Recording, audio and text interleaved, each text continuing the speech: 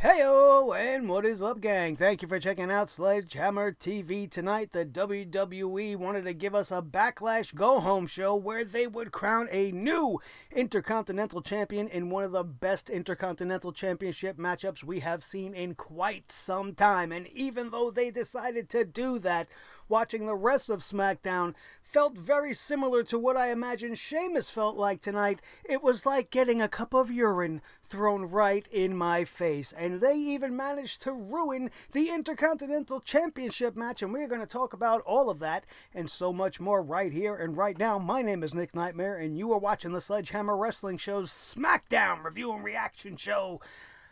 Let's do it.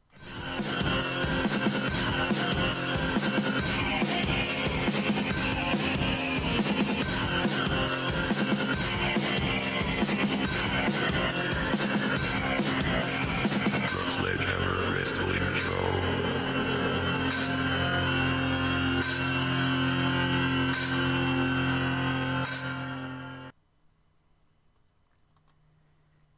Daniel Bryan and AJ Styles took center stage tonight and gave us one of the best SmackDown matches I think I have seen in the past couple of years, and was made even better by the fact that this match was the final round in the Intercontinental Championship title tournament. Now, it was a very smart thing to have AJ Styles face Daniel Bryan here. They had this matchup tonight, and it was clear just in watching them wrestle that these two guys have a respect and love for the Intercontinental Championship, and they put themselves through hell tonight, and they gave us a hell of a match in order to prove and give the respect that the Intercontinental Championship deserves, and prove that it deserves to be one of the best belts in the entire WWE. This is something that as a booker I would even do. The road to this finals was a little bit bumpy, as that Intercontinental Championship tournament was questionably booked at best, but the finals gave us something that we can finally be thankful for. Coming out of the WWE's main roster creative, we had a great matchup tonight. But what I wouldn't have done is I would not have made this match happen in the middle of a SmackDown Live during a go-home show for a pay-per-view that has a match booked on it that's supposed to be the greatest match ever. Not only does it have the worst theme song of all time, Backlash, it is featuring a match with Edge and Randy Orton, which we all know about right now, and they are billing this as the greatest match ever. And boy, did they really turn up the heat on those two guys, because you have a match like this between two guys the caliber of an AJ and a Daniel Bryan. And there's no way Edge and Randy Orton is going to be able to top this match. So you want to give the WWE credit and say, well, that's why the championship finals wasn't at Backlash. They didn't want AJ and Daniel to overshadow the greatest match. But they've already done it. They've already done it because you booked it on the very same weekend to go down. The pressure is sky high for those two, and there's no reason to really tune in to this week's extremely unnecessary backtrash pay-per-view event. And after watching AJ and Daniel tonight, there's just no way. There's no way Edge and Randy Orton will even be able to top this. The biggest mistake is not that, but the WWE, as I said, did not put this in the main event. They put it on starting at around 8:30, 8:40-ish. And the match was given a decent amount of time to really flesh out and tell a great story. But 4 commercial breaks really took me out of the action. Way too many. It just interrupted the flow.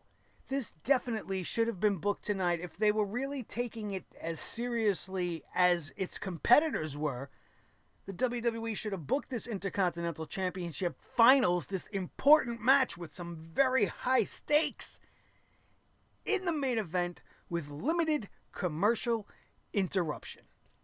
There's no excuse for any other way. Oh, well, we didn't want it to overshadow the greatest match. Well, then don't book it on the same weekend. Do it next weekend. Or how about you don't book Edge and Randy Orton in a match and bill it as the greatest match ever? You shouldn't ever book any match ever as the greatest match ever. No match could live up to that expectations. You have to allow the match to happen and then give your judgment on it. That's what happened tonight. And from the amount that we were actually allowed to see when we weren't getting all these products shoved down our throats every 5 minutes for commercial breaks, this was a really, really great match, and I actually enjoyed some wrestling on an episode of SmackDown, which is not something that we're used to saying on this channel, because you come here to watch me drop the hammer down on this show, because 9 times out of 10, SmackDown is a complete and total suckdown, a complete train wreck disaster, and the rest of this show proves that to be true. When you put this Intercontinental title match in the middle of the show and then follow it up with a Teddy Long special 6-man tag team matchup that does nothing to further any of the storylines with any of the competitors actually in it. You want to continually tease, oh, is Otis going to cash in on the champion Braun Strowman even though they're going to be on the same team tonight? The story that we have seen told already. They just keep repeating the same thing. While it was nice to see Tucker actually show back up to work and decide to be part of heavy machinery again, it was just a completely unnecessary match booking, not worthy of the main event spot tonight when you have the Intercontinental Championship Finals. Also happening after the Intercontinental Championship match, we had Sasha Banks and Bayley's celebration, which really was just a clever disguise for the WWE to book some sort of a tag team match for the women this Sunday that they probably haven't really thought of yet. Or this was a really strange attempt at turning Bliss Cross Applesauce into a heel tag team for the women. But aren't all the tag teams in the women's division heel tag teams at this point? Aren't Bayley and Sasha somewhat a heel tag team? Was that a turn by Alexa and Nikki, being that they were aligned with the Iconics who had no business being on SmackDown? Oh, that's right. We got the 2020 wild card or trade rule or whatever the hell they're calling it nowadays. But what a waste of a spot. You brought the Iconics from Raw to do nothing, to be on the video screen, talk some trash to the champs, cause them to be distracted in a segment that wasn't even a match so that they can get beat down by a couple of girls that just got their asses kicked by the Boston Hug Connection and lost the championships. I don't understand the logic here. I don't understand how they deem this as more important than the Intercontinental Championship final. These things that happened after that consisted and made up of the final hour of SmackDown just didn't make sense. This show definitely should have gone off the air with AJ Styles raising his hand in victory as our new Intercontinental Champion. I do not mind AJ Styles winning this matchup. In fact, I think it makes what's to come, if the WWE continues down this path, a much more interesting turn of events, as you have the heel AJ Styles walking around, cock of the walk, stroking his championship. I don't know why I said cock and stroke in the same sentence there. Maybe it's a double entendre, a Freudian slip. I don't know. I didn't mean it that way, but we're just going to move on. AJ Styles walking around like his shit don't stink with the championship and rubbing it in everybody's face, and then you got the babyface challenger, Daniel Bryan, making the chase. It's a story that's as old as time. You build it up, you keep AJ Styles the champion for a while, and maybe by the time we have a SummerSlam or a Survivor Series, you can blow it off with Daniel Bryan finally beating AJ Styles. But you got to make the rivalry mean something. You have to give it interesting storylines, interesting backstory, not just one match after the other, having guys trade wins back and forth, giving everything absolutely zero momentum. If they do it right, especially after what we got tonight, AJ Styles versus Daniel Bryan is something to look forward to in the future. So AJ Styles being the champ, I think, is a fantastic idea. The way they went about booking it, however, not so much. Not so much. The rest of the show, like I said, was like a cup of urine to the face, a cup of pee.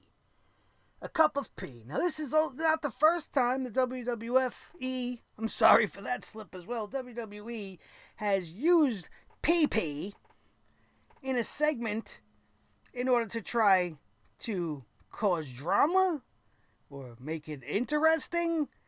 Infamously, we all remember Drake Maverick pissing himself thanks to the authors of pee-pee. And now tonight, we have the WWE's latest attempt at taking Jeff Hardy's personal demons and turning it into entertainment. Now, whether you come down on this or whether you really don't care and are indifferent about it, which I am, it seems a little bit more forced than it should. Sheamus is just really pushing this. They were having a contract signing. Now, just the fact that they're having a contract signing alone for a Sheamus versus Jeff Hardy random singles matchup at a BS pay-per-view, just why? Why are we having a contract signing on TV in the ring? There's nothing at stake. There's no championships on the line. There's nothing that's even special about this remotely, unless you're a really huge mark for Jeff Hardy and want to see him get some measure of comeuppance against the Irishman. But that's not even enough to get me invested, and you want to have a contract signing?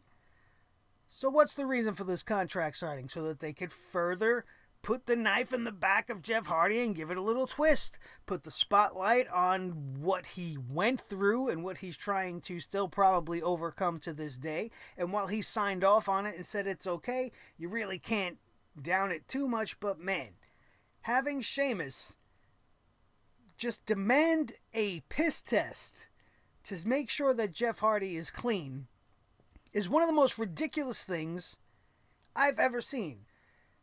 Because just logistically, and just with logic in your brain, what does it matter if his urine passed a drug test this evening? Couldn't he very well show up completely intoxicated and drunk off of his ass on Sunday, figuratively speaking? Obviously, we don't want that. We all know of the infamous spot where Jeff Hardy showed up completely just messed up in TNA and just embarrassed himself and the Stinger in a championship match that night. And obviously they're playing off your knowledge of that. Sheamus doesn't want the same thing to happen to him. But why would you have the drug test on a Friday night with 2 full days in between when you guys are actually going to get in the ring? Wouldn't it have made sense to save that particular segment to be part of Backlash, maybe just prior to going out there? Sheamus makes a big stink. You have some bullshit doctor, pretend doctor come out there. You have the apple juice in the cup, so he throws it in Sheamus' face right before the match, and then you have it go on. Meanwhile, I don't know what drug test in America or in the entire world is able to produce results in less than an hour's time. Last I thought, you got to take your piss, you got to send it to a lab. That lab's going to analyze it. It's going to filter it through. It's going to look for alcohol and meth and weed and this and that. And performance drugs and all these things. And you're not going to get your results for at least a couple of days. None of it makes sense. And somebody thinks they're smart in the back. Oh, this will be interesting. This is a way to go about it. Blah. But none of it really lands. And it all comes off as a little bit arrogant on the company's part by not being sensitive to what one of their superstars is going through. And while I am an advocate of bringing in real-life scenarios to blur the lines between pro wrestling and reality, these particular things, I don't really think that's appropriate. You know, like when they did it to Jake the Snake Roberts, famously back in the day. The guy's coming off of an alcohol addiction, and then you have him out there with Jerry the King Lawler pouring a bottle of booze down his throat. This is a recovering alcoholic. And even whether or not it was iced tea in the Jack Daniels box, or it was actually bottle, or it was actually Jack Daniels in the bottle, just putting him in that situation, bringing that whole entire thing to the forefront is just not really a way to build pro wrestling heat It's not a way to build sympathy for your babyface because, oh, look at this guy pointing out all the bad shit Jeff Hardy's done in his past. I sympathize because I've done bad shit in my past. Like, that's not a way to build a fan base, especially when you're talking about Jeff Hardy, whose fan base is already nuclear, as far as, members. I guess that's what, everybody loves Jeff Hardy. You don't need to try so hard. I think a match like Jeff Hardy versus Sheamus kind of sells itself just based off of who Jeff Hardy is and Sheamus being part of the newer crop. Sure, he's been around for maybe about a decade at this point, but, Sheamus and Jeff Hardy not famously in some sort of angles. And this would have been almost like a dream match, I guess, for some people, but instead of going that route, and like they like to do the first time evers and whatnot, they are going this extremely dramatic, extremely insulting route that it's a little cringy. Yeah, and all the extra here is just not needed. It's not needed. It should be built off of wrestling, not off of this TMZ style bullshit. Just not my type of stuff. We also had a tag team matchup, a very random tag team matchup, but I say random because it's almost like they just threw it together, but this is a match that we've been seeing constantly, week after week after week, in some way, shape, or form, whether it's a singles match, whether it's in a six-man, or whether it's, like tonight, in 2-on-2 action. Xavier Woods still out of action at this point. We had Kofi Kingston and Big E of the New Day taking on Shinsuke Nakamura and Cesaro again. And the only point of this match even existing was to actually give Shinsuke and Cesaro a win back.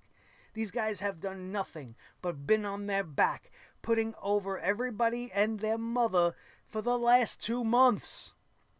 Ever since Sami Zayn has been gone, it's almost as if they took the title, the Intercontinental Championship, from Sami Zayn as punishment for not wanting to be part of the shows during the pandemic, and they're punishing Shinsuke Nakamura and Cesaro as well throughout this whole entirety by just making them lose and lose and lose, and they seem to have zero value. They can't win as a team. They can't win with a third man. Doesn't matter if it's Baron Corbin or any other piece of trash you want to throw next to them. These guys just can't get ahead until tonight. And the one most ridiculous thing that I found in this happening tonight was that on the one night the New Day comes out and actually shows some sort of a tribute or protest, if you want to call it that, in support of the Black Lives Matter movement.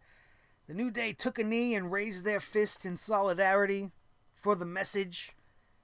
And this is the night you decide to have the New Day lose? Tonight is the night? Well, let's have these guys beat them tonight. They're going to go out there and have their message. Let's go and let them get beat now. Who cares?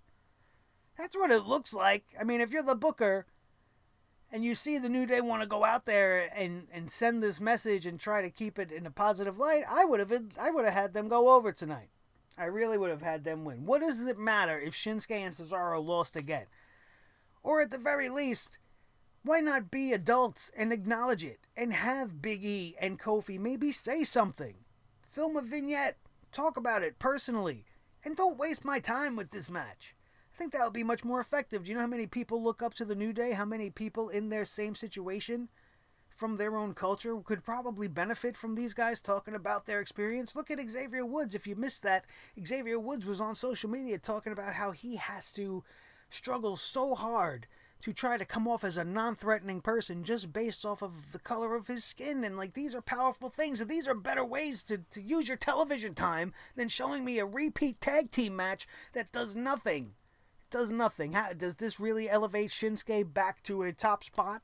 Does this make them, Shinsuke and Cesaro, look like a threat? Hell no, it doesn't.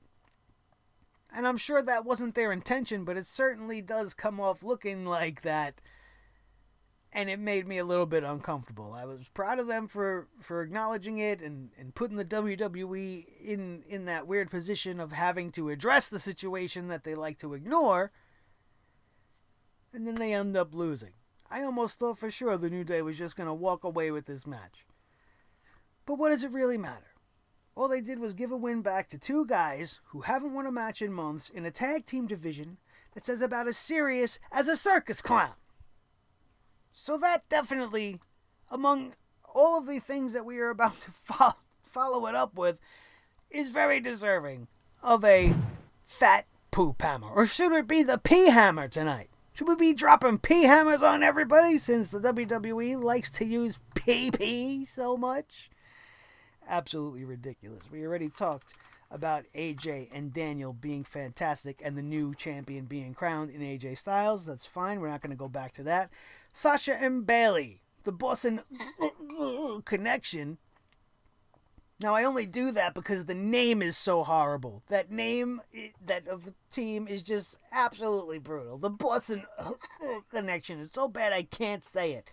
However, I love Bayley. I've always been a fan of Bayley, and I've always been an avid supporter of Sasha Banks. I think they are two of the sexiest broads in all of pro wrestling. I think it's also interesting to note, not just that they are both very sexy and curvy and fill out their outfits very well, that Sasha Banks' outfit, particularly, was all white, and Bayley was dressed tonight in all black. Now, I don't know whether I'm reading in too much, but this is a very clever visual way to keep us as fans knowing the path ahead. That Sasha is still by Bayley's side. She's being the best friend. They're the tag team champions now, and they're going to put their best foot forward. But then you got Bayley, who's out there dressed in black. And if you know anything about the black versus white color scheme as far as heroes and villains go, not in real life as far as race goes, but, you know, watching a show like Westworld, they use that motif. The black hat, so to speak. And it's very telling, I think, of what's to come. Bayley is just still evil and ridiculous and way over the top.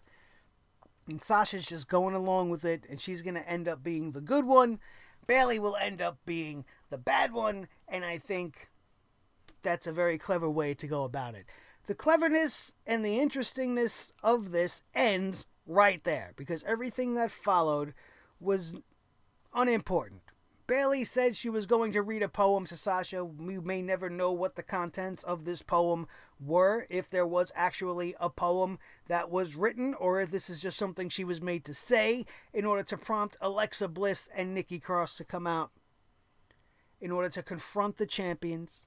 And then you had the distraction by the Iconics on the Titantron, and the attack by Bliss and Cross on Bayley and Banks, which is somehow going to probably lead to a triple threat at Backlash. I don't know how fast they're going to burn through Bayley and Sasha's title reign, but it seems as if the Iconics and Bliss Cross Applethirth are on the same page, and I don't know if the champions are going to be able to survive whatever ridiculous matchup they're planning on putting them in this weekend. I almost threw up when The Miz introduced the fact that they wrote a song and we were about to watch some ridiculous music video. They've really been doubling down on the hey, hey, ho, ho garbage, right? And I hate everything about it. Every time they do it, every hair on my body stands up. My lunch or dinner or whatever I most recently ate just churns and wants to immediately come up my throat and come spewing out my mouth at the speed of a rocket. That's how sick these type of things make me, especially when there's no payoff because they're not funny, they're dreadfully awful, and if that is their intention of being as bad as they are and they're doing it on purpose, please stop. Just stop with it altogether, because I don't care. It brings my enjoyment from whatever it is, whether it's 10, whether it's 20 or higher for some reason, to an immediate negative 1,050 million bazillion, and that's not even a friggin' number. All right, that's how low this whole segment brought me, not just because of how terrible it was, but because it's being pushed as part of this 2-on-1 championship feud that Miz and Morrison are having with Braun Strowman, which is still as ridiculous as it gets. Bray Wyatt has to step away because he has a new child in his life and he's spending some quality family time at home. And this is the best you got as a backup plan? You got Matt Riddle ready to debut. You should have just held the belt and Braun Strowman off of TV. Have him film interviews, talk about how he has no competition. If Bray Wyatt's not around, I don't need to fight anybody. At least give him some character. Make him a heel. And then you have Matt Riddle show up. I'll challenge you, bro. And then knock his jaw out and become the new SmackDown champion, the Universal Champion, Matt Riddle. I'm all for something like that. But instead of going down that route, we got to watch, hey, ho, ho. Watch my lunch come up and go, hey. Frig out of here. Now, that being said, we were not shown this ridiculous video, and I have never been so happy in my life to see Braun Strowman. I don't think I'll ever be happy to see him again, but in this moment, when he came out and his music interrupted this music video and they immediately started with the Teddy Long special 6-man out of nowhere for no reason, I was relieved. And I was like, oh, thank you, Brown Snowman, for coming out and stopping what was very easily going to nauseate me and possibly put me into a wrestling rage that might end up with me passing out in a coma, in which case I wouldn't be here to do my review for you guys. So we can all be thankful to Braun for that. After that, there is absolutely nothing to be thankful for. This useless 6-man match was made even worse by the fact that they forced Baron Constable Dickhead King Corbin into this thing. Now, I thought Otis had already finished this storyline. And while this match was already made worse by Dolph Ziggler being part of this team with The Miz and Morrison to take on Heavy Machinery and Braun Strowman, the forcing of Corbin into this thing backstage, cornering Mandy Rose, putting her in a threatening situation only to prompt Otis to come out and save the day, and then go return to his matchup where they beat The Miz and Morrison and Ziggler, and this was made clear for Ziggler, what the reason for Ziggler's involvement was just to take the pinfall because, we can't have The Miz and Morrison look bad before a title match that they shouldn't be having. So, Dolph, you go out there, you do the job, you put on the Al Snow Job Squad t-shirt, collect your paycheck, and then go live in your luxurious flat with your car that you like to flaunt because, they use you like garbage, but you get paid like a champion. Thanks for coming. But what does it do? Does it really give any momentum to Braun or Otis? Tucker's lucky to even be involved right now. So what was the point? How was this worthy of being the main event of a go-home show for a pay-per-view? You got Braun Strowman taking on The Miz and Morrison for the Universal Championship as the main event of this show? Backlash should not be happening. Just like this entire 6-man should not have happened. But it did. And we had to sit through it. And it's very confusing. When you did such a great job of getting AJ and Daniel into the main event of an important matchup, a match that deserves the spotlight, and you couldn't even give it that. You couldn't even give it that.